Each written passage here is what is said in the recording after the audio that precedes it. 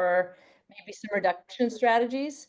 But Tatiana, I'm realizing since I'm driving the slideshow, I cannot see the chat. So I won't be able to see what people are saying, nor can I track questions. We are encouraging folks to drop questions in the chat, but I just want to give Tatiana a heads up that I think you'll be the one tracking the questions. So if there's something urgent, just go ahead and raise your hand and I'll pause the slides.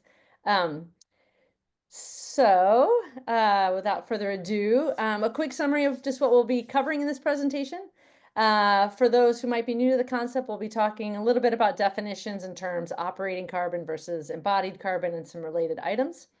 And then just dive right into it. Why should we care about embodied carbon? There's a couple of reasons that I think are right front of mind. Where is embodied carbon found in the construction process? Some practical steps for how to reduce embodied carbon in your next project. And then we'll take a look at some of the California code that's relevant to embodied carbon right now. There are some mandatory reporting and reduction targets for some projects, and we'll look at the pathways for compliance. And then at the end, some little bit lighter topic, looking at innovations and materials and some ways to apply these ideas to your landscape, so beyond the building footprint. Are we good to go, Tatiana? Is anybody scrambling at this point? Okay. Good to go. All right, great. So some quick terms, right? So the main differentiation of carbon is between operational carbon and embodied carbon. Operational carbon in the past has really been the focus of a lot of our work in the construction field, trying to reduce operating costs through energy efficiency and low carbon energy sources. That's all once the building is up and running. Embodied carbon refers to all the greenhouse gas emissions that arise from the stuff that we put into a building, the manufacturing process, transportation, installation. It does carry through to the life of the building in terms of maintenance, renovations, and then end of life, but it depends on what your defined scope is. For the most part, we do focus on early phases, and we'll talk a little bit about that. How do we know how much embodied carbon we're talking about? In general, the units that we use are kilograms of CO2 equivalent as a proxy for embodied carbon, and we'll see that in some of the documentation we address. Here are some other terms.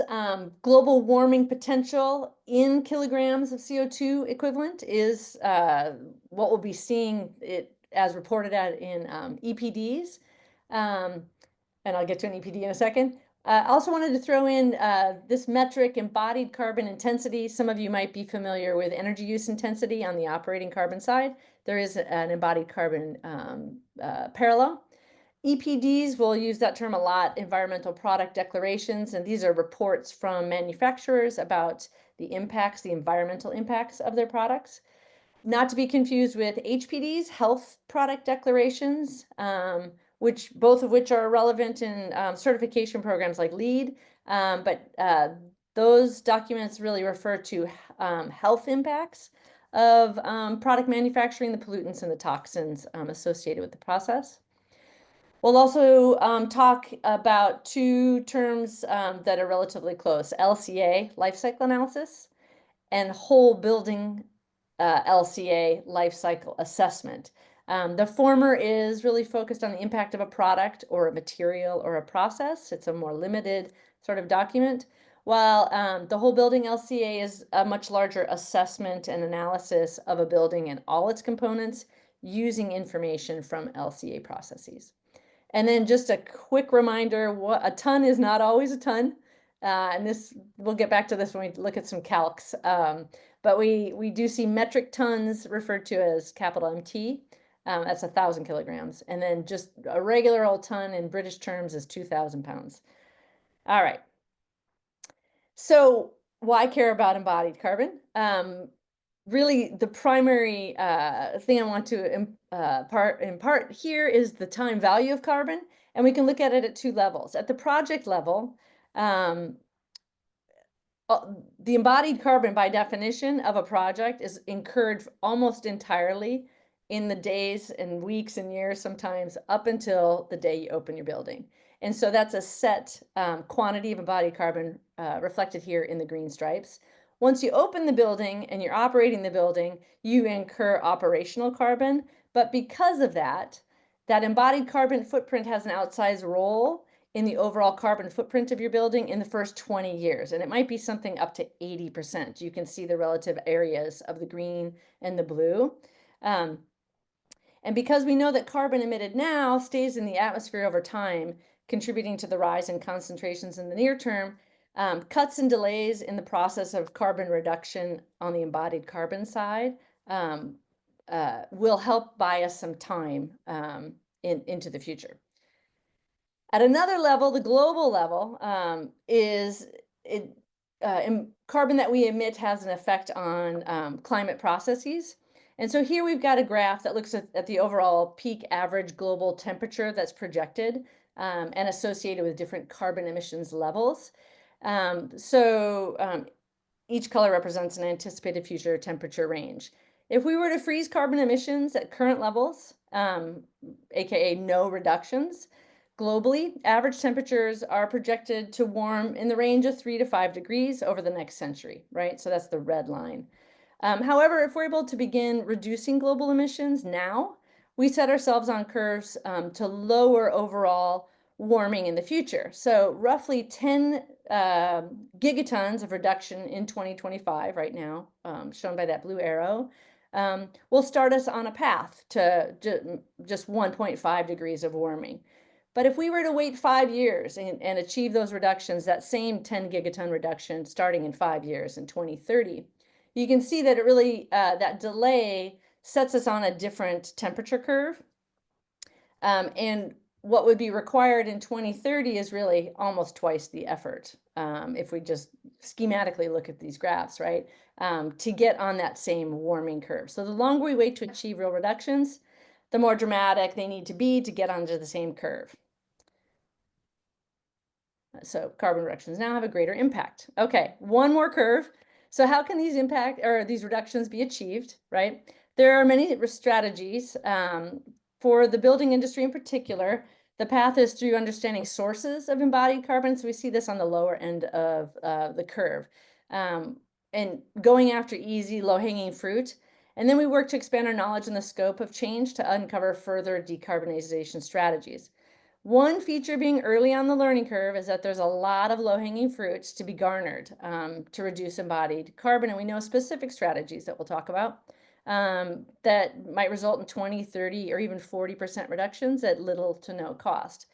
We're seeing the industry and policymakers translate some of these initial advances where we are now to move us toward where we need to be, which is ultimately setting thresholds and limits and mandating reporting, reducing those limits, and then moving into the future where we are actually storing carbon in a variety of technologies. Here, I love this quote from Rocky Mountain Institute. They emphasize picking that low-hanging fruit wherever possible, ultimately with the goal to turn buildings into climate solutions with carbon storing materials. And I'm going to hand this over to Tatiana to talk a little bit about where California code is and where it's going. Thanks, Michelle. So another reason to care about embodied carbon is that now by code you have to. So during the 2024 CALGreen intervening code cycle, embodied carbon was added as part of the CALGreen mandatory measures for non-residential projects. Currently, non-residential projects 100,000 square feet or more, or schools under jurisdiction of DSA at least 50,000 square feet, are required to meet one of these three pathways. When the 2025 code goes into effect on January 1st of 2026, the threshold for all non-residential projects will drop to 50,000 square feet. So over time, we will see these embodied carbon requirements start applying to more and more projects. So even if it's not relevant to projects you're working on right now, it's good to start getting yourself familiar with it. So these are the three pathways. We'll be going much more into depth on later in this presentation, but as a quick overview, First is building reuse. This applies to existing and additions and alterations only if the addition is less than 2 times the area of the existing building. For this one, 45% of the structure and enclosure must be reused. The second path is whole building LCA. This requires modeling software to show a 10% reduction in embodied carbon in primary and secondary structural elements from a baseline. And then the prescriptive path, the code sets global warming potential limits based on industry-wide standards for specific materials. Currently, the CALGreen mandatory measure requires these materials to be 175% of the industry-wide EPD global warming potential limits. If you're familiar with CALGreen, you know mandatory is required, but the tiers listed below can sometimes be required by certain jurisdictions as part of a REACH code. And one more thing to note, the actual language for 2025 CALGreen code will not be released until July 1st of this year. We're not expecting any major changes to the thresholds like the 45% reuse or the 10% reduction. But at this point, the main change we're expecting is the square footage reduction from 100,000 square feet to 50,000 square feet, again, for non-residential projects. Now we're going to take a look at where you find embodied carbon in the construction process. You may have seen a graphic like this before that breaks down the life cycle of products and where you'll find both embodied carbon and operational carbon. Understanding the stages helps you know what needs to be included as part of an LCA scope. So the product stage is A1 through 3, construction A4 and 5, use stage B1 through 7, end of life stage C1 through 4, and beyond the building life cycle stage is like D. So each of these stages are then broken down into processes. Like for the product stage, there's extraction, transportation, and manufacturing. Under the use stage, we can see that operational carbon impact has its own stages, B6 and B7, which is outside of the embodied carbon impact, but that's more of what we're used to thinking about regarding carbon emissions from operational energy and operational water. And when looking at data for product selection, you're mostly looking at information covering stages A1 through 5. The whole building LCA looks at the cradle to grave scope, A through C, and A through D looks at cradle to cradle, going beyond the life cycle of the building, thinking about things like reuse and recycling.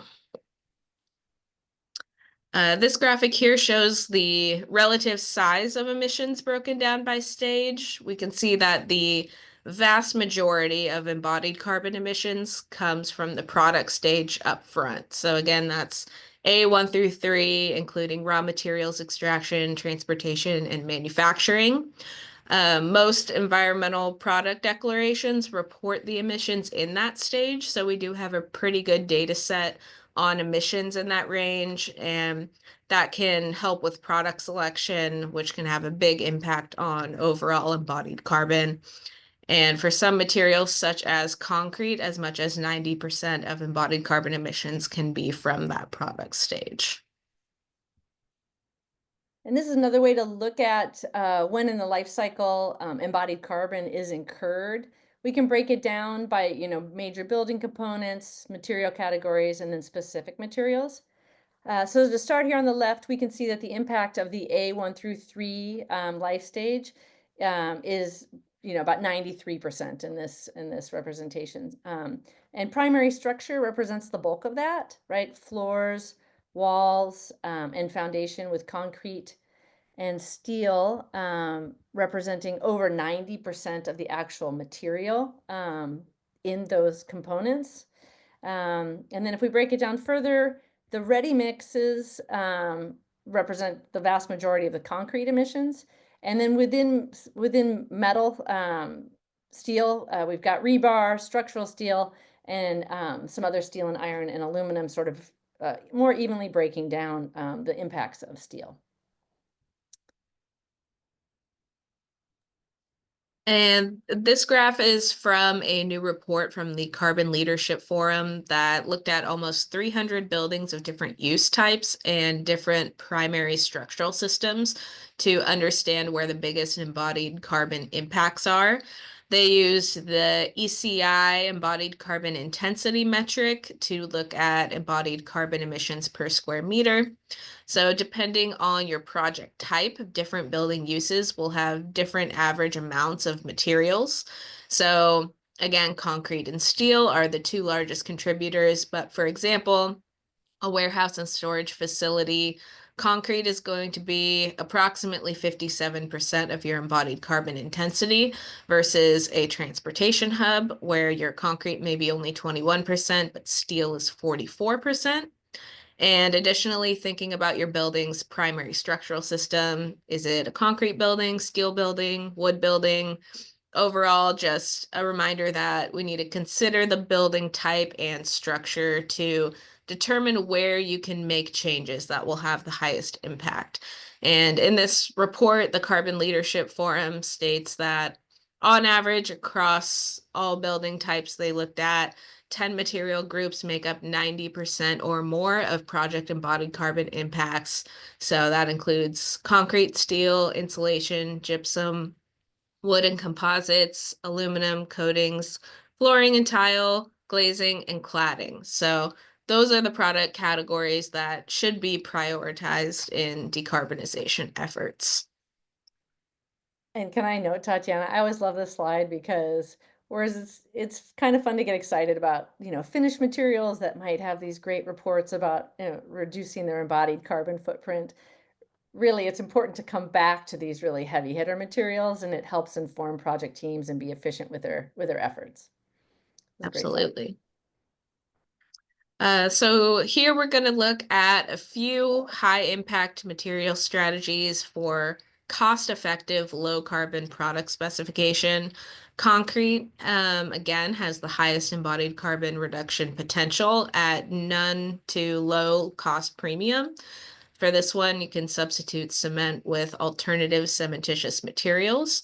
And because so much reduction comes from concrete, we really want to make sure everyone on the project team understands the importance of concrete in achieving embodied carbon goals. So you'll want to make sure that you're aware of any requests for changes on concrete mixes so you don't get caught off guard later on when it comes time to submit the documentation and it's been swapped out for a different material. Rebar can have up to 10% reduction, prioritizing recycled content. Same with structural steel. Insulation also has a big potential for reduction using cellulose or mineral wool bat instead of foam. We'll also be looking more into other alternatives and emerging technologies later on. Glazing can come at a bit higher of a cost premium using low carbon window frame materials and no more than 2 panes of glazing. This is an interesting one though, because using more panes of glass, you can get better window performance and reduce your operational carbon, but then you'll also have more embodied carbon. So some trade-offs there. And then for finish materials, again, using low carbon materials or durable materials that don't need to be replaced as often, and thinking about material reuse or designing for deconstruction and future reuse.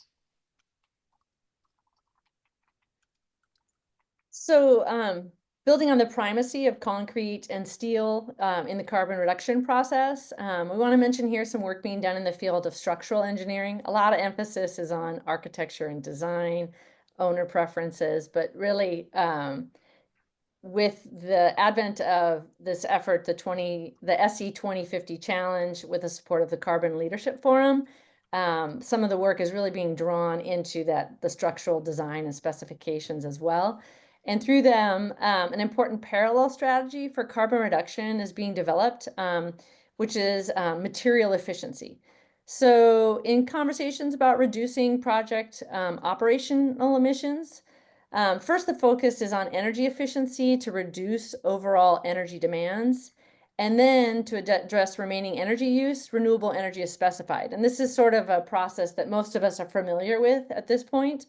And so it is with reducing carbon emissions, right? Here, energy efficiency is a parallel to material efficiency and should be done early in the project to reduce the total amount of material used. And then to address the embodied carbon in the remaining materials, low carbon material specifications can be focused on. Low carbon specs will get us part of the way, and it's often where project teams go first. But real gains are being made using less of the carbon intensive materials in the first place. And so simply put, the strategy might be called use less stuff. I think most of us know the adage that the greenest or lowest carbon footprint building is the one that never gets built. So it's 100% reduction, which is awesome, but not very practical. The strategy with the next biggest potential for reductions is material reduction. So meaning build less, reuse buildings or building components, maximize the space that you are actually building, right? Be clever with structural configurations. And I have a resource later in the slideshow. The SE 2050 Challenge website has some studies that are addressing different structural systems and the carbon intensities. Be efficient with space and carbon intensity. And finally, just minimize waste.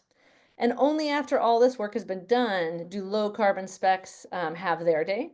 So we saw earlier that low carbon concrete might help a project realize savings on the order of 9 to this. I'm realizing this stat doesn't line up with the previous slide, but in the area of 10 to 20% can be realized just with specifying low carbon concrete.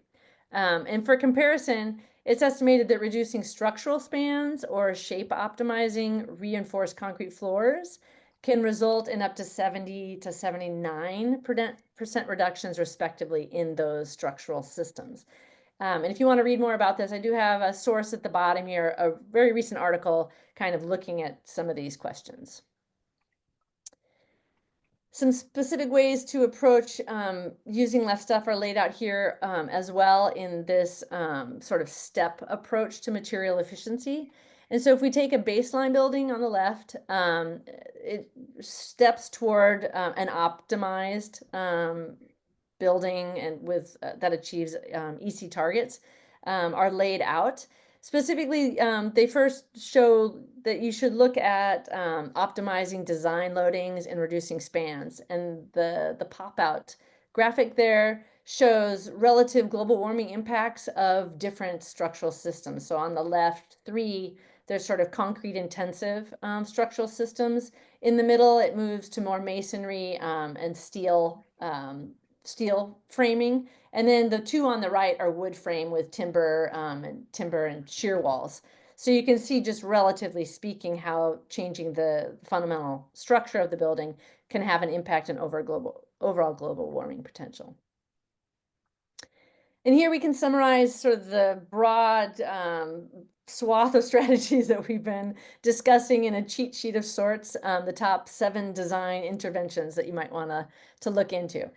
With the top 3, reuse, right-sizing, dematerializing, falling into the material efficiency scope, and then strategies 4 through 7, so selecting carbon storing materials, making substitutions to other products that are lower carbon intensity, and looking at your sourcing, buying local versus longer distance for transporting materials can help reduce that sort of slice of the pie that is the transport embodied carbon.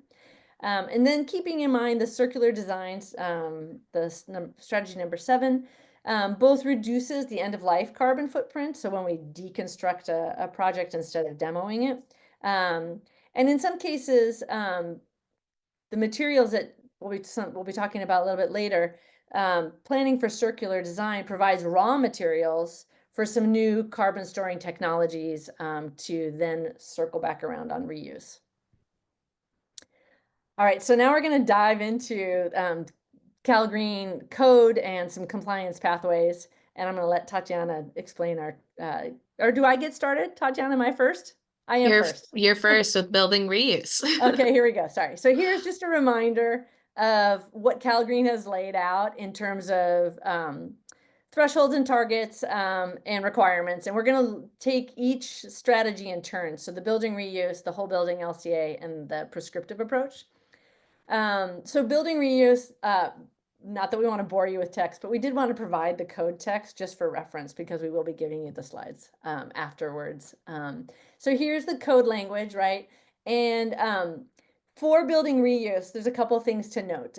You need to maintain a minimum of 45% of the existing building as a total of the whole project.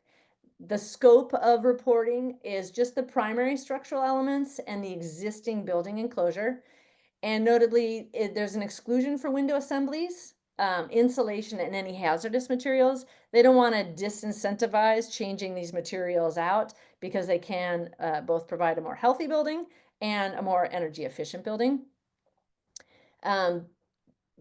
One thing to really keep in mind is that if you are doing an addition to an existing building, the addition needs to be no more than 2 times the area of the existing building. I hope I said that right. Here's a graph. Okay, so we'll just figure out which of the 3 methods applies. So if we have an existing building of 45,000 square feet, let's say we're adding 50,000 square feet, and then we ask ourselves 2 questions. Excuse me. Is the total square footage of the project greater than 100,000 square feet? Right now, that's the threshold for commercial projects. In this case, the answer is no. And so we don't even trigger any of this CALGreen mandatory reporting at this time. In case B, let's say we're adding a larger addition. So we've got an 80,000 square foot addition, and that brings our total to over 100,000. So we're triggering the CALGreen code requirements. Is the addition greater than 2 times the existing square footage? In this case, it's not. It's under twice as much. And so we are able to use the reuse pathway. If instead the addition was, say, 100,000 square feet, then obviously we're over 100,000 square feet, and it is bigger than the existing building by 2 times. And so then we move into either the whole building LCA or the prescriptive pathways for compliance.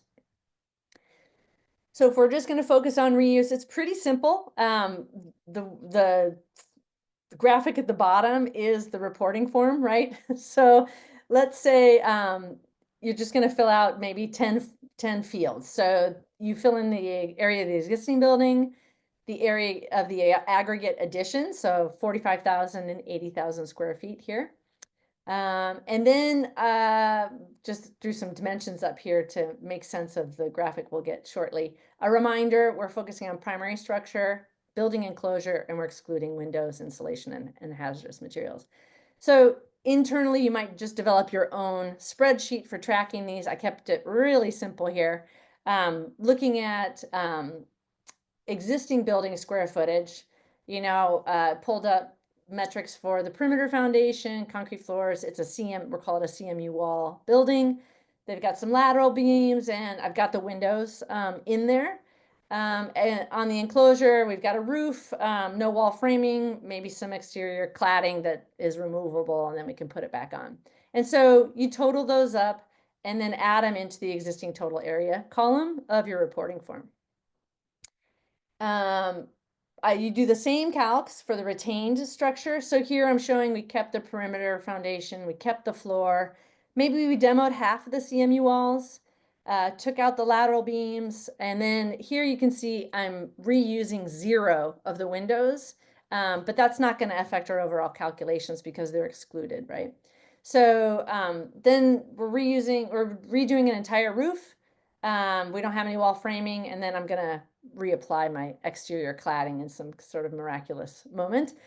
We've got subtotals there as well, which I report in the form. And then to work out the percentage of the primary structure and percentage of the existing enclosed structure, we can run the percentage calculations horizontally and put those in. But then you want to total up the entire square footage of the existing building and the retained building and come up with a percentage there as well, and then report that at the bottom. Here it has to be greater than 45%, and in our example, we've got roughly 55%. So the requirement is that you just fill in the form, this worksheet WS3. I think you can keep your calcs in the background for any sort of audits.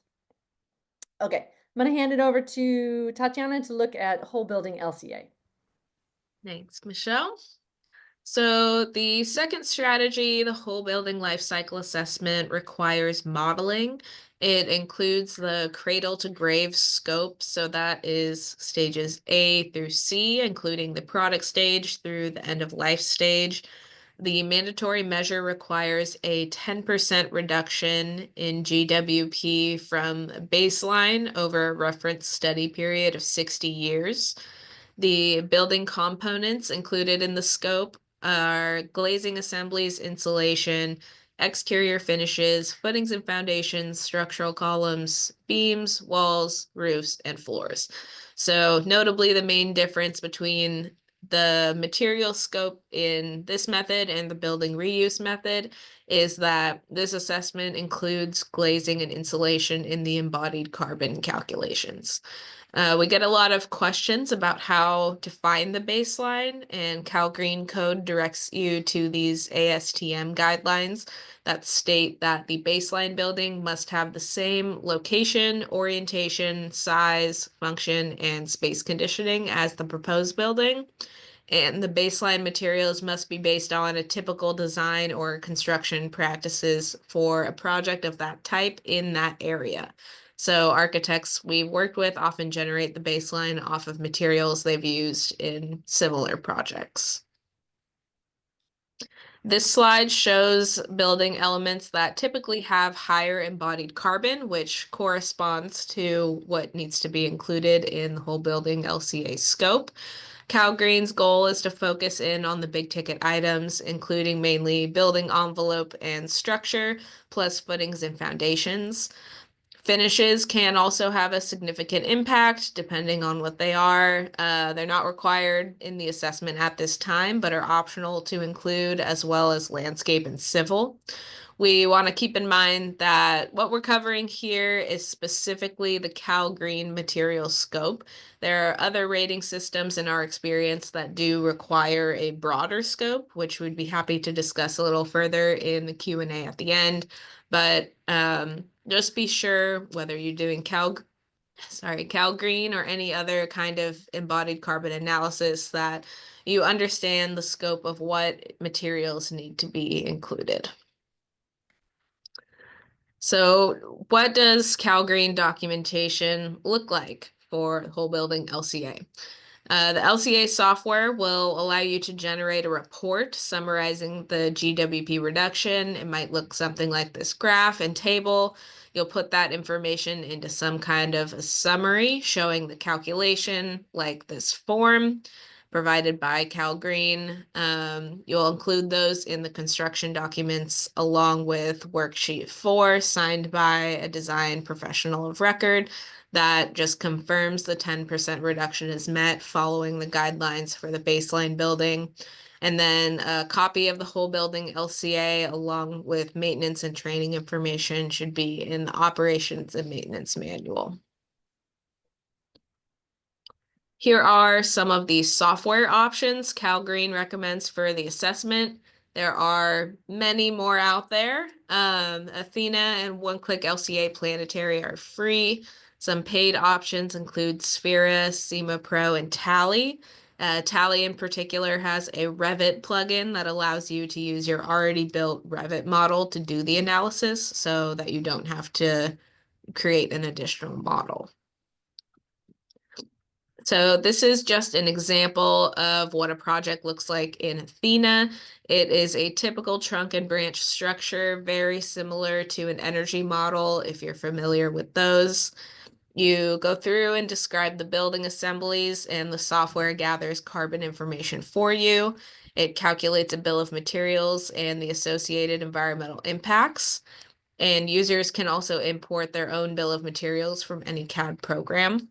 We have a much more in-depth presentation, really digging into the weeds on how to use Athena that can be found on the 3CREN website. Search in the top right corner for this reducing embodied carbon presentation, and the Athena portion starts around the 30-minute mark. So after you build all the components included in the scope, you want to generate your report. This will look slightly different depending on your software, but overall, select the project for your report. You'll be doing 2 of these, one for the proposed building and one for the baseline building.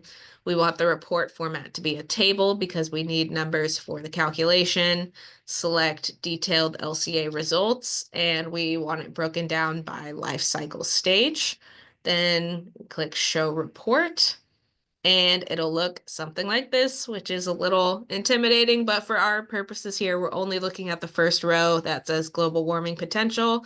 Across the top, it's organized by life cycle stage, and the highlighted boxes here show data from the product, construction process, use, and end-of-life categories that we'll need to include in our comparison to see if we're meeting the 10% reduction.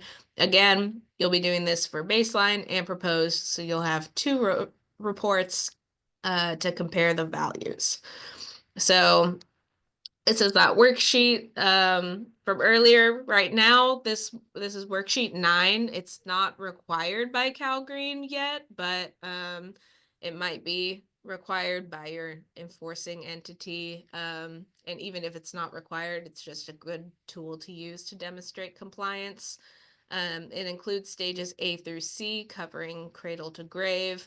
This is where we can put values from the previous slide that were broken down by life cycle stage for baseline and proposed. Depending on the software you use, you might not be able to get reports that calculate each section separately, but that's okay. Those can be left blank as long as you have the totals so you can calculate the percentage reduction. So from there, it's just a quick math problem. We can see from this project, it actually hit 31% reduction. So not only was it meeting the 10% mandatory measure, it would also have met the tier 1 15% threshold and tier 2 20% threshold. This was a real project. The main design moves made that made this such a success were using a custom concrete mix and using mass timber instead of steel framing. At the bottom, you can see the worksheet also shows other optional materials that can be included, but as a reminder, only structure and enclosure are required at this time. And yeah, some programs may require those optional ones to be part of the scope. And Michelle will take you through the prescriptive pathway. Awesome. Thank you, Tatiana. I thought I'd just pause because we're about halfway through our time to see if there were questions that had come through so far before we get to do a little bit more math. Have either of you noticed something coming through that we could address a question? No questions so far. All right. So we'll just encourage folks to go ahead and put those in the chat and we can address them at the end. Okay, so this is the third option, the prescriptive pathway.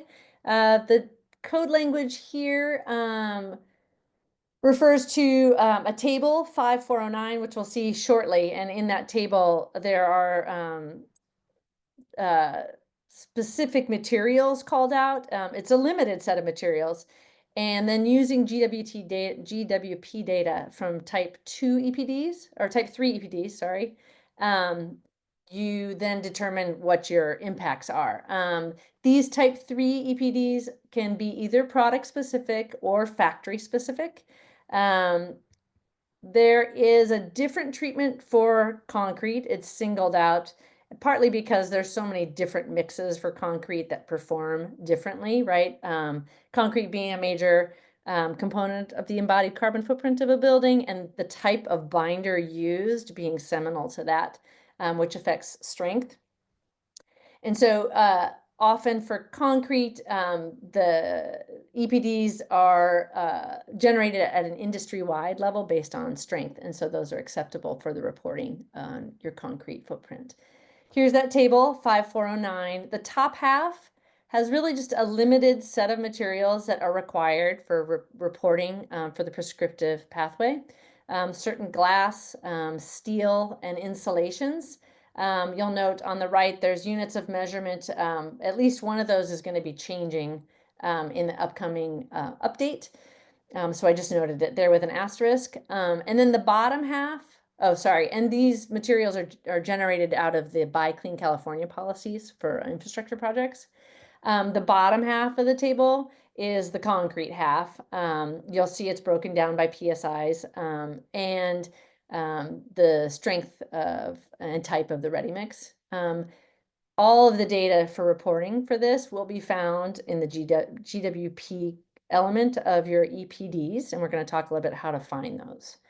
So this is, an EPD is a standardized document with information about the environmental impact of a product, including the GWP. Type 3 EPDs are third-party verified, so there's just an extra check to make sure that the data that we are using is verified. And as mentioned before, they might be generated at the product level, factory level, or an industry average level. And that was that IWGWP, industry-wide GWP. I pulled, this one is for one of those materials required for prescriptive path, a hot rolled steel.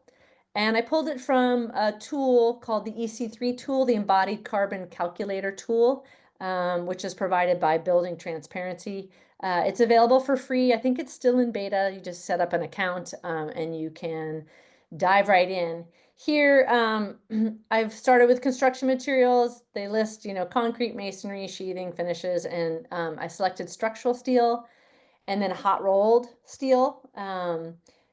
I hit search and it brings up another window, which allows me to further filter for results. I included Buy Clean California for compliance and specified North America, and that's that transport embodied carbon part of it. And then search. And what you're going to get is a list of the EPDs for this type of product meeting your filter requirements that are in the database. The database is constantly being updated, so you do want to make sure that if you're checking at the beginning of your project, that you check back frequently for updated materials, either options or data on the materials that you've selected. I pulled one of these EPDs to take a closer look at. So here the top section is enlarged and you'll see just a couple of key elements to look for. You want to make sure that your declared product matches what you're looking for, and note the declared unit that'll come up in the calculations. You want to make sure that it's still a valid EPD. Here, it was issued in January 2021, valid for 5 years, so we could use this on a project. And the scope here is product specific. And then finally, this is an externally verified or third-party verified EPD. So again, checks that box. If you page through the EPD, you'll come to the data sheet. This looks a lot like the table that comes up with the whole building LCA analysis. And the top line again is GWP. Here is GWP 100, so at 100 years. And we're checking the units here show kilograms of CO2 equivalent, right? And the total is 1.22 e to the third. So what does that mean? It's a little bit of a math problem. We need the units to be in metric tons of CO2 per metric ton of material. So just a quick reminder how to convert e to the third is 1,000. So 1.22 times 1,000. And we remember that 1,000 kilograms from a definition page is a metric ton.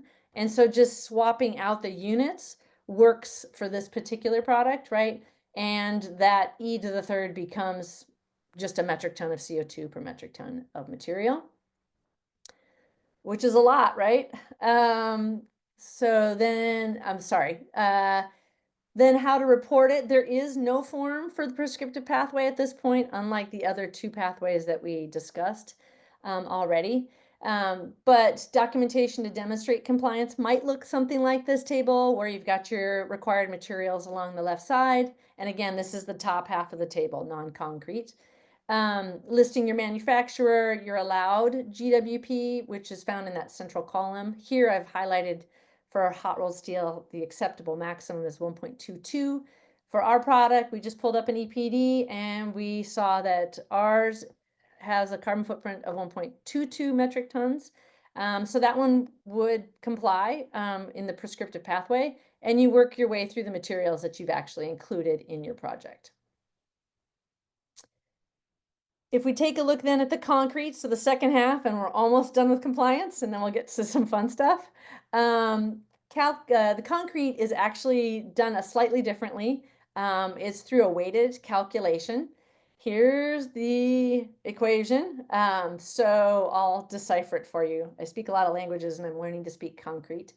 The global warming potential, N, so that's the red side, and that's actual installed concrete, has to be less than the global warming potential allowed, which is the green side, which we find in the tables in the code. And just a little bit about, what each of the letters means. But we'll find the global warming potential of the actual concrete in EPDs, right? And we'll use that to calculate the global warming potential of all our mixes and the volume that we are installing. And then on the green side, we'll look for the global warming allowed. So we're not looking in EPDs here. We're looking at the table based on the strength of the concrete mix that you're using. And we will use that in the equation to find how much the actual limit is, and the idea being that we want installed to be less than what's allowed. Here's an example with our 100,000 square foot building. There's the equation again, just a quick sort of one way to organize it. Looking at the mixes that we're including for a foundation, slab, and columns, we've got volume calcs, and noting the different strengths that are being specified for those different elements, components of the building. Looking to our EPDs to provide data on global warming potential per strength, right? Per mix, and then multiplying by the volume will get us that red side of the equation. We're going to do the same for the green side, so noting the allowed amounts for each strength. We're going to find that in the table. So I highlighted here, a mix that's 3,500 to 4,500 is going to, be required to come in under 5,566, multiplying that by the volume, right? And we get the total. And then in the end, we're just looking at the installed versus the allowed and making sure that it's less, right? Again, there is no form for reporting this via the code, but it's a great idea to keep track as you go. And as Tatiana noted, make sure you know what you're counting on so that when those requests come in for changes, that you've got a way to go back and say, what were we counting on? How much wiggle room, what might we still have, and meet our targets for the project overall. Okay, so as you can see, compliance calcs can be a bit of a slog, but it takes you back to some high school math. It's not terribly difficult, right? We wanted to wrap up this presentation with look at some innovations that are helping push the field forward. So to kind of re-energize everybody on the topic and see what's new, right? So first, a quick graphic about carbon sequestering materials, and we'll look at some examples, and then we'll be also looking at landscapes. Here we've got two design options for the same building. One with concrete, that's the upper line, and one with mass timber. So the red lines are representing the cumulative embodied carbon over the lifetime of the project. Really simplified, right? And so we're saying the only difference between the two buildings is subbing out mass timber for concrete. Right from the start, because trees draw down carbon as they grow and sequester it, the project that uses the mass timber starts in the negative carbon zone, let's say. And as the project progresses, with the rest of the materials, they both rise rapidly through the manufacture and transport construction phase, those A1 through 3s, and then level out a little bit. Ultimately, though, because of that initial sort of sink of carbon and pulling the project negative, that even with the accumulation of embodied carbon over the life of the project, you're so far negative that you can still remain sort of negative depending on where you start and finish, because of that initial selection of structural materials. Super simplified way of looking at it, but showing the power of using carbon sequestering materials. Here we talked about trees, but it also pertains to hemp materials, straw, other agricultural residues. Seaweed is making a run at some product development here. Cork, bamboo, even mushrooms and algae, as we'll see here in the next table. So a nice summary of kind of categories of materials that would sequester or store carbon, broken down into two broad groupings.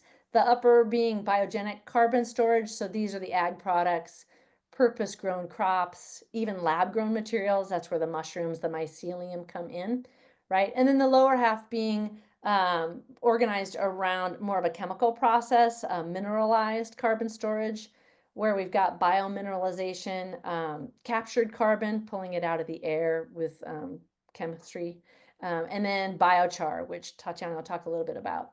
I looked over at the products and the product categories that fit within this broader carbon storing materials matrix, and noticed sort of two interesting things I wanted to highlight. A lot of these technologies are being converted into insulation. And we noted that earlier on an earlier slide, insulation was kind of that next category of potential for big reductions. We saw ways to, via the Rocky Mountain Institute's analysis, to reduce, 10, 15, 16% of your carbon with insulation choices. We'll look at that closely. And then more and more, I'm seeing structural materials that are also coming in with these carbon storing options. Let's look first at insulation. The graph here is really dramatic. So you see some really commonly used insulations like the extruded polystyrenes, the spray foams, having a really high net carbon emissions, order of magnitude like 20,000 kilograms equivalent. And then there, as you move into mineral wools and fiberglass, common BAT materials, you do see that it dramatically reduces, but you're still net emitting. And it's with the selection of some net carbon sequestering materials like cellulose, and then really dramatically hempcrete or straw bale, that you can basically flip the script in the order of magnitude that those materials can draw down carbon versus emitting carbon. And I've got some photos, just some examples on the left. Cast in place hempcrete structural material, hemp blocks, and these photos are from Hemptexture. On the right, there's mycelium. Oh, sorry, net sequestering. I realized it was going to circle. On the right, some of that mycelium board insulation material on the lower left, and then on the upper right, some cork. Lower right, wood fiber board material, which we've seen in use in the Tri-County area when projects are using external board insulation. The other category, the structural materials that are carbon sequestration opportunities, I wanted to highlight. There are structural panels now that I think they're just about coming onto the retail market, that are made out of perennial grasses, rapidly renewable resources instead of wood or wood products, using low formaldehyde or no added formaldehyde resins. And they can be used for structural panels or like OSB replacement, for instance. So this particular photo is from Planted. There will be, I'm sure, other products as well. CMUs, if you look for ones that use industrial waste or slag and CO2 injection in the curing process, then they kind of super infuse the material with carbon sequestration properties. And then even low carbon bricks are coming onto the market, made from construction waste. So that's that circular design where waste is turned into new product, effectively a reuse. And the waste is mixed with resin and then formed under pressure, high pressure, which is a lower energy using process than firing. So it's essentially cured rather than firing, which cuts down on the embodied carbon for production. So some fun stuff to look for. I'd love to hear if people have other products that they know about. Put it in the chat. It might spur some questions for the discussion. And then I'm going to hand it over to Tatiana. Thanks, Michelle. So outside of the building, we can also think about embodied carbon in landscapes, and we can do that through, again, material selection. So in the top left, there's low carbon pavers. These come in all different types and colors. It's a great option to reduce your typical pavers. There's also alternative materials for concrete walls. In the top right, we have that charred wood that Michelle was mentioning earlier. There's gabion walls, the wire cages holding the rocks, like in the bottom left. Those can be really nice addition to landscape designs, or rammed earth walls in the bottom right. A key strategy in general, just reducing hardscapes and concrete altogether, in particular, minimizing parking lots when possible, and also using locally sourced materials to reduce transportation emissions.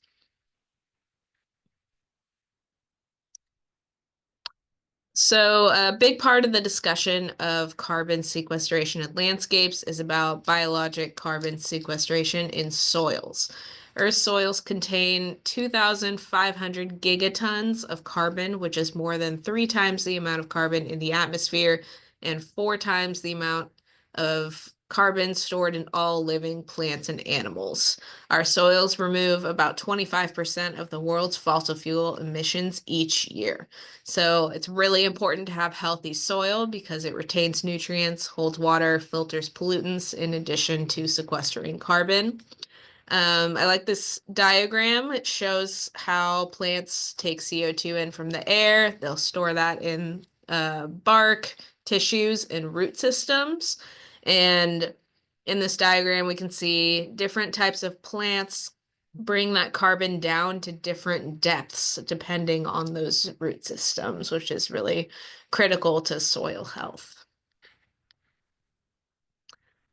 This table is a toolkit from a project on landscape design for carbon sequestration, addressing 5 strategies to incorporate for longer term carbon sequestration in landscape design. I'm not going to read through all of this. As a reminder, you'll be getting a copy of the slides, but the most important takeaways are increasing biomass and biodiversity of plants. So having more plants and trees, especially larger ones, will increase carbon sequestration, and having a variety of plants goes back to that variety of root depth as well as resiliency of the ecosystem as a whole. And also thinking about native and drought-tolerant plants in our area and avoiding invasives that will take over and won't allow other plants to thrive. Next slide. There's a couple of interesting tools to estimate carbon sequestration in landscapes. iTree looks at the estimated impacts of CO2 uptake, stormwater mitigation, air pollution removal, and avoided energy emissions by having certain types of trees or plants near your building. Athena Pavement LCA looks at the embodied carbon contribution of things like roadway construction. And Climate Positive Design's Pathfinder is an interesting mix of both landscape and hardscape analysis. It allows anyone to input elements of a landscape design and determine the project's emissions and estimated time the project would need to be considered climate positive, meaning that it is sequestering more carbon than it emits. So you'll input things like materials like fences, pavers, plants, trees, shrubs, grasses, lawns, and operations like lawnmowers or other operations that might emit carbon. You'll select a quantity of each of these, and the program will calculate either the emissions or the sequestration of CO2 associated. And their goal is for residential projects to be climate positive by 2030. So you can use this tool to see how your landscape designs are performing, and it gives suggestions of elements to improve. This is an example of a scorecard that once you put in all your materials, it shows a summary of the elements and their impacts. Looking at the pie chart with the emissions information, we can see that other than the paving, the lawn is very intensive and is also contributing to gas-powered lawnmower. Plants over time help the project move from emitting carbon to sequestering carbon, but this project would still take 21 years to be climate positive. So they'll give you some design suggestions. For this one, they suggested removing the lawn and adding more trees or shrubs. So we made a similar alternative design, removing the lawn and lawnmower emissions and adding more of those trees and shrubs. And you can see the emissions are now primarily associated with the pavers, which the emissions can also be reduced by using local pavers or low carbon pavers. And this project has a much lower overall emissions and a much higher net impact over the next 50 years. This one would only take 5 years to be carbon positive versus the 21 years before those changes were made. And again, this is a free program. It's fun to play around with just to see like how big of a difference making a few of those changes can make. And yeah. So we have a few resources here at the end. This first one is this new website, calgreeninfo.com. It's serving as a hub for all things CALGreen, not just embodied carbon. You can explore the resources and sort them by code year, occupancy, topics. There's a wide variety of things like fact sheets, recorded presentations, future webinars, all kinds of helpful information about CALGreen. And then this slide has additional embodied carbon resources.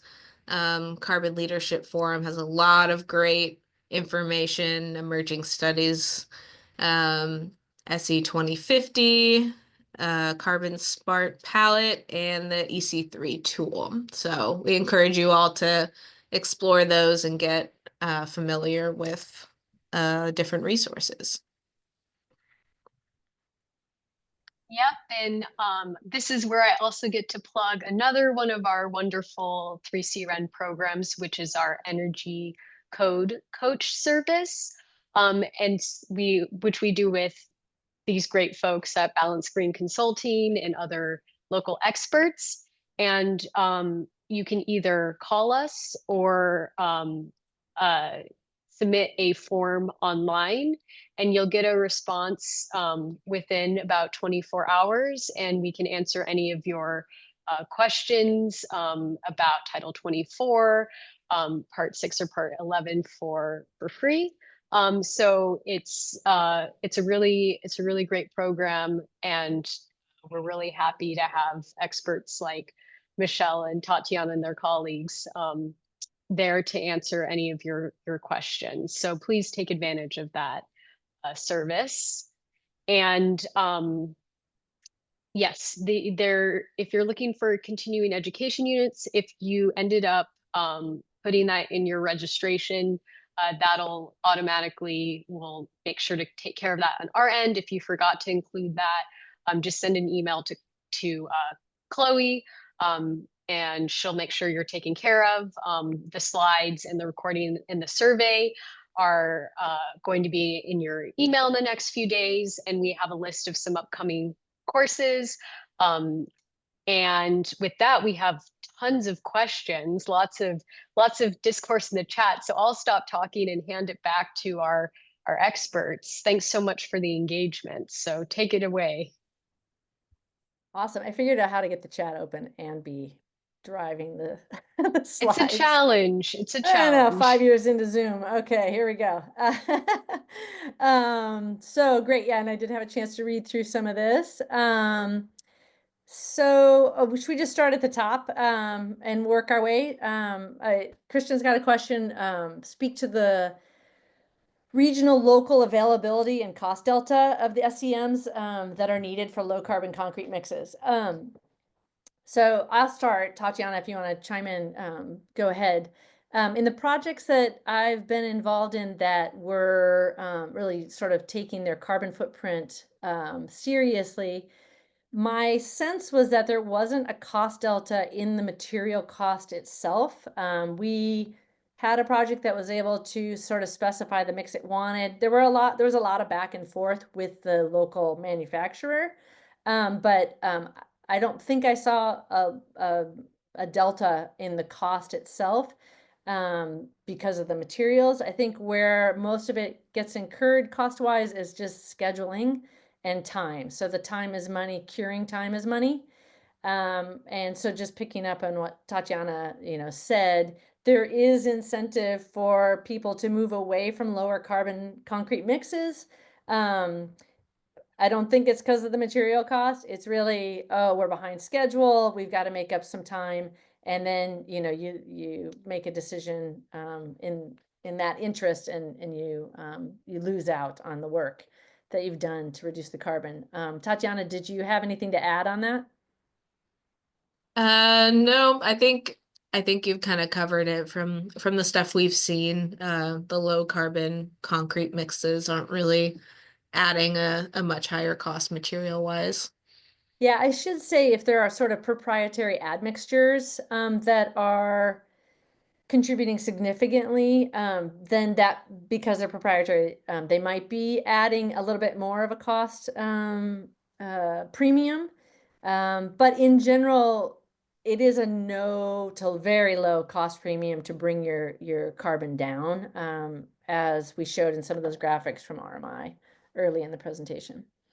Matt has a question. If local building departments are primarily expected to check for documentation submission rather than auditing the accuracy of the LCA, the perennial question, what ensures the integrity and reliability of the reported carbon reductions, and is the designer solely responsible? Boy, we are familiar with this with Title 24s, and that's just now sort of being addressed with HERS raters and some accountability for their testing and reporting at the California state level. My sense is that this is still a new enough process and new enough in the code and mandatory at the mandatory level that I haven't seen a lot of accountability built in. I mean, even the forms aren't really required, right? But when you sign your name, you are adding your sort of professional reputation to the work that you're submitting for the permit. I imagine that the priorities at the state level, the policymaking level, are on sort of getting the metrics out there, getting the information available, and then as there is buy-in and data that comes in, they'll sort of tighten up the accountability. Tatiana's been on some of the CEC meetings in the last year, so I'll defer to her as well. Tatiana, have you heard anything in these meetings bringing up this topic? Yeah, a little bit. Some people are pushing for it more than others. But yeah, at this time, it's mostly just getting people used to the idea of measuring embodied carbon, tracking it. And there's some discussion about maybe at some point they'll generate what the baseline will be material wise, because I know that's kind of an area where it varies a lot depending on the project types. But I'm sure there will be more about that coming in the future. Stay tuned, right? Yeah. We got another question from Christian. The negative carbon amount of timber is super contentious. Agreed. Within this industry and depends on many factors. Does California code count different values for FSC versus I think maybe SFI versus non-certified wood, domestic origin, foreign origin, or old growth versus plantation. And let's see if this is related. What are typical costs per square foot of providing? Okay, that's a different question. On the wood front, it is contentious because growing practices do affect the carbon footprint of the material. In terms of reporting, you can include biogenic carbon in the calc or not.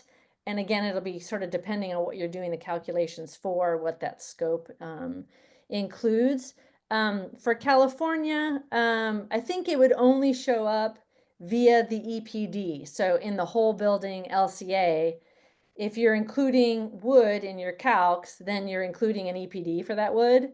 I don't touch on it. Maybe you've processed some of the mass timber or some of the structural wood elements showing FSC versus another certification. I think that might serve as a third-party verification of the numbers, but it just comes down to the global warming potential in the analysis, right? In the EPD itself. Yeah, I agree with that. Okay. And then obviously domestic or foreign, it would show up in the transportation, silo of the reporting as well.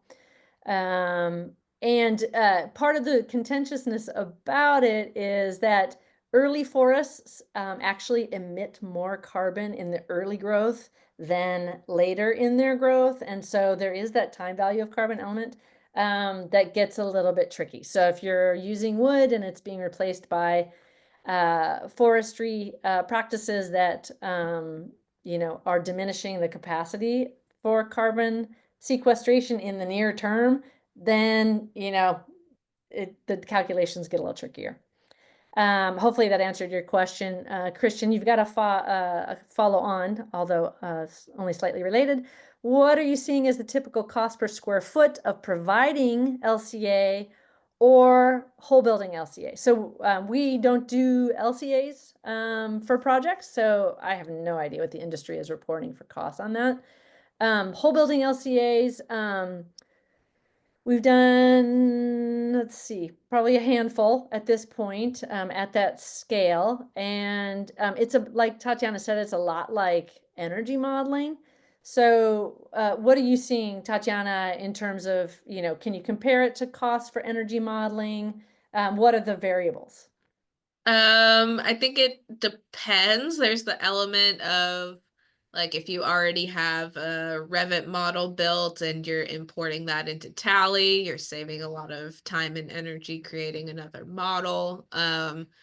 So I think it kind of just depends on the process there. Would you say it's analogous, apples to apples, doing an energy model versus doing a whole building LCA model if you've got a 10,000 square foot building, for instance? Does it come in a little bit lower? I'm not exactly sure on that. Okay. We can, Jen does most of the whole building LCA work in our firm, and so I can get you a number, Christian, if that would be helpful. She would have more specifics on it. Okay, here we go. Matt, is it worth considering potential trade-offs between embodied and operational impacts? Glazing for one.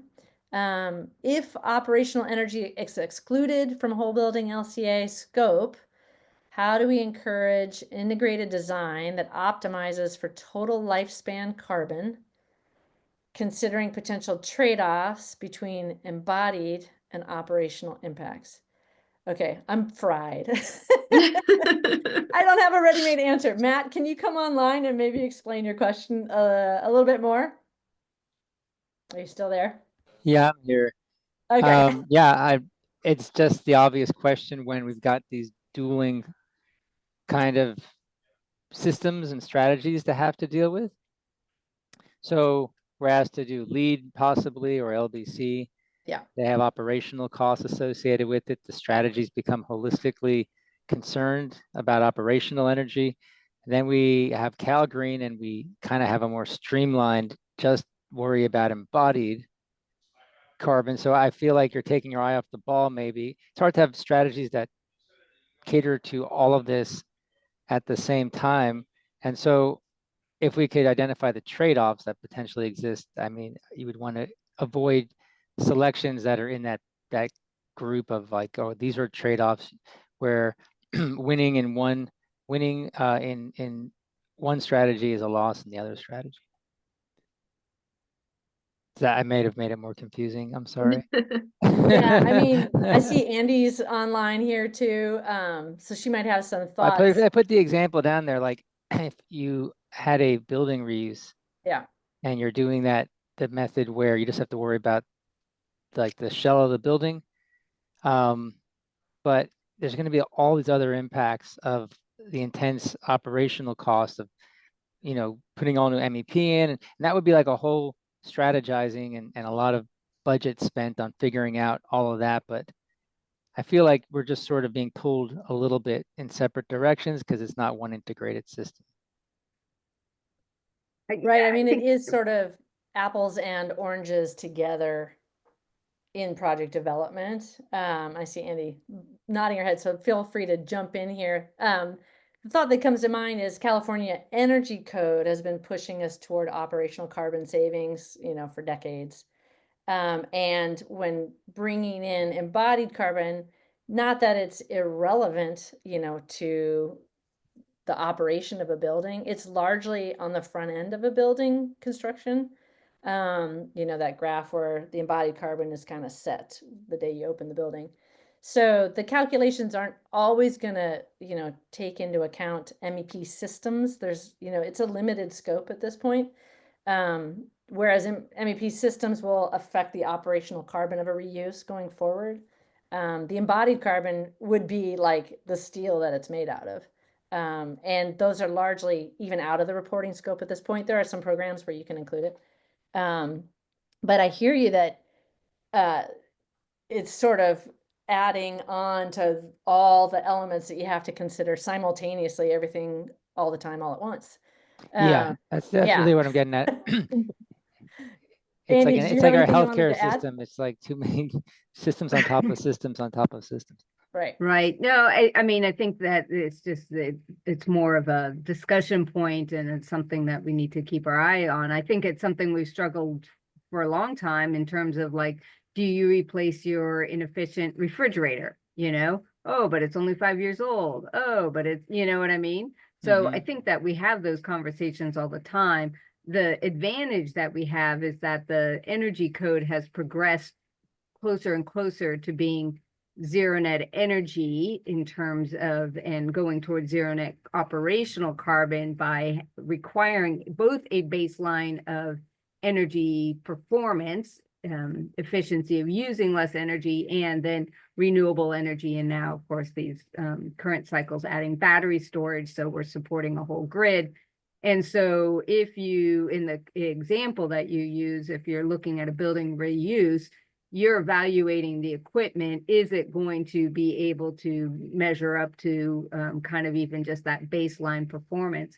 LEED does the same thing, right? When all that early recycled regional materials, you always take out the mechanical and electrical equipment from those calculations because they don't want you to make a sacrifice in your operational carbon, in your operational efficiency at the cost, just in order to get a higher recycled content. So the emphasis on the embodied carbon is only available to us now because we have reduced our operational carbon so much.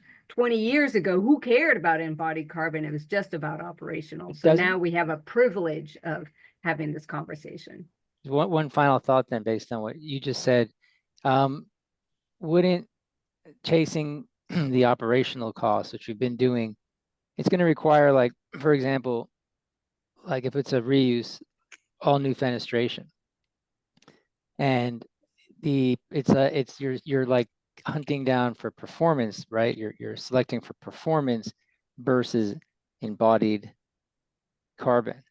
And so I guess where performance doesn't overlap with lowered embodied carbon is where the two would start to kind of fork. Yeah, no, I think that's a true statement, but I think what we're finding is that it's not that you can have some of both, you know, so you're not going to do a single pane steel window, right? Because that's both bad in performance and embodied carbon. It has less material potentially, but you would go with something that's maybe a wood or a fiberglass kind of product, double pane or triple pane potentially. Just evaluating that trade-off. And there are tools to kind of map out that kind of 30-year, 50-year lifespan operational savings that you'd get from the higher performance windows compared to that initial trade-off. So that calculation can be done. It's maybe more nuanced than we would typically do, but certainly is available to us. And it's interesting, Andy, you made me think of, you know, operational carbon savings can be monetized, right? So you can crunch the numbers, so to speak, to help inform that decision making. On the embodied carbon side, the financial element of it is maybe in purchasing, but until there's and you know, like mandatory carbon offsets or zeroing out your carbon, the math component of it is different. You're not, you know, paying for each bit of carbon on the embodied carbon side as you are maybe on the operational side. So again, it's the apples and oranges together at once and trying to make a really nice fruit juice in the end. Right. And which, you know, that will happen also in our future is the monetizing of the carbon emissions of the materials themselves. So then we will have more of an apples to apples. Carbon is carbon. Yeah. Oh. Great points, Matt. I appreciate that. Yeah, These are great questions. Good questions too. Oh, from Christian. thank you. Appreciate that. Great answers. Love to keep the love fest going. Does anybody have any last questions? We're just coming right up on our 90-minute time frame here. I think we still got most of our folks online. So I wanted to just thank everybody for joining us today to discuss practical ways to reduce embodied carbon. Let me see if I can go back to this page again. If you've got questions, you know, you can always reach out to contact us. I'm going to put my email in the chat. I think Tatiana can do the same. Oops. I think this recording probably will go online. Is that right? Yep. Juliana? And Yep. you'll also receive a copy of the slides. I've got a lot of animations in this one, so it's going to take a while to turn it into PDFs, but it will come to your mailbox. And on behalf of Tatiana and I, it's just been a pleasure to be able to talk about this topic with you all and field your excellent questions. I hope everyone has a great day. Great. Thank you so much, Thanks. Michelle and Tatiana, and for all the engaging discussion. This was really great. And keep an eye out on your inbox for the recording and the slides. Thank you all so much. Awesome. Have a great day.